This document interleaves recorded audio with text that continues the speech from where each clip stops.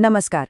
आज हम बात करेंगे एक बड़े ही जबरदस्त आइडिया की जो डेंजल वॉशिंगटन के एक फेमस स्पीच से निकला है। आइडिया है आगे की ओर गिरने का।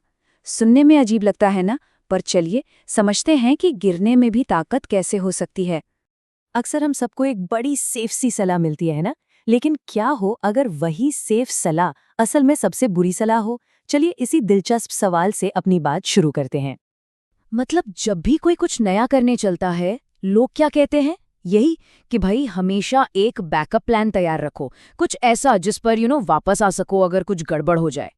पर डेंजल वॉशिंगटन इस पूरी सोच को ही पलट देते हैं। वो कहते हैं, मुझे ये बात कभी समझ ही नहीं आई, अगर गिरना ही है तो मैं आगे की तरफ गिरना चाहता हूँ।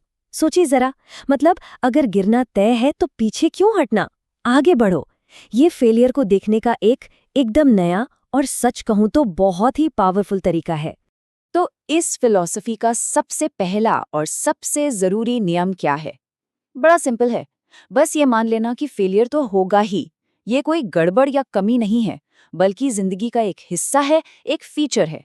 और डेंजल इस बारे में मतलब एकदम साफ साफ बोलते हैं, जिंदगी में ऐसे मोमेंट्स तो आएंगे ही जब हम फेल होंगे, जब हम हारेंगे, जब हमें शर्मिंदगी महसूस होगी, या जब हम किसी चीज में एकदम बकवास होंगे।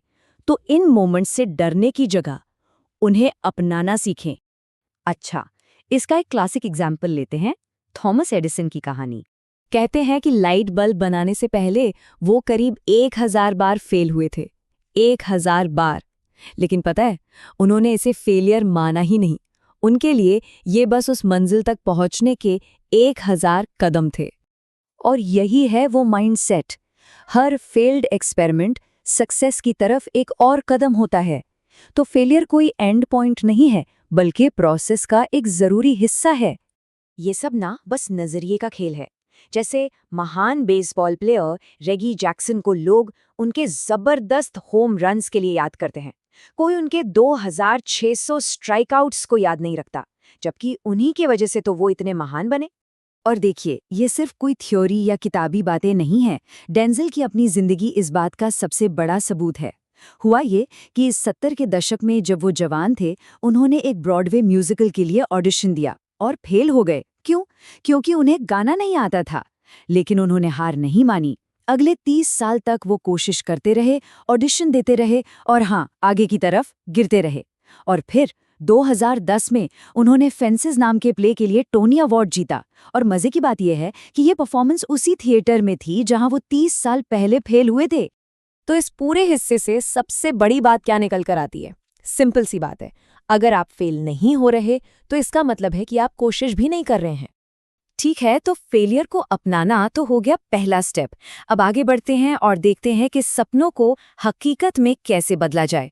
स्पीच में ना ड्रीम्स और गोल्स के बीच एक बहुत जरूरी फर्क बताया गया है। गोल्स के बिना ड्रीम्स बस ड्रीम्स ही रह जाते हैं। वो क्या तो बताते हैं, पर कैसे नहीं।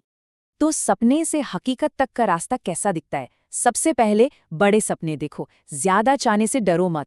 फिर उन सपनों तक पहुंचने के लिए ठोस गोल्स बनाओ, एक प्लान। तीसरा, चांस लो, थोड़ा आउट ऑफ द बॉक्स सोचो। चौथा, हर दिन मेहनत करो कंसिस्टेंटली। और सबसे जरूरी, जब गिरो तो आगे की तरफ गिरो और हर गलती से सीखो।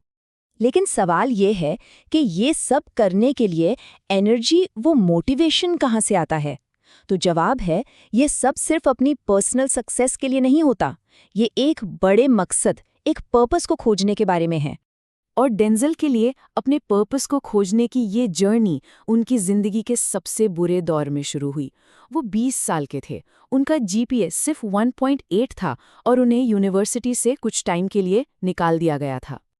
और फिर 27 मार्च 1975 को जब वो अपनी माँ के ब्यूटी सैलून में थे, वहाँ एक बुजुर्ग महिला ने उनसे कुछ ऐसा कहा जो एक भविष्यवाणी जैसा था। उन्होंने कहा, तुम पूरी दुनिया घूमोगे और लाखों लोगों से बात करोगे। बस इसी एक बात ने उन्हें जिंदगी की एक नई डायरेक्शन और एक नया मकसद दे दिया। और यही सवाल डेंजल हम सबसे पूछते हैं कि जो भी हमारे पास है, हमारा टाइम, हमारा टैलेंट, हमारी प्रेयर्स, हमारा प्यार, हमारी काइंडनेस, हम उसका क्या करने वाले हैं?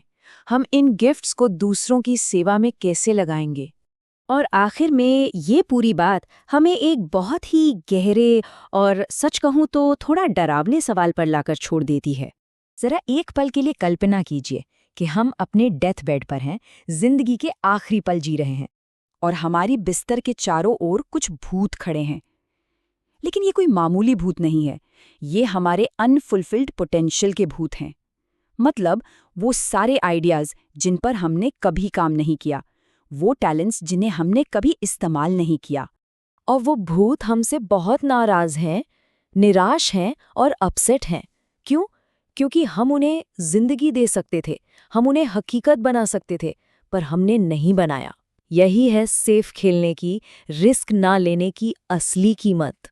तो आखिरी सवाल बस इतना है, जब हमारा वक्त आएगा तो हमारे बिस्तर के आसपास कितने भूत होंगे?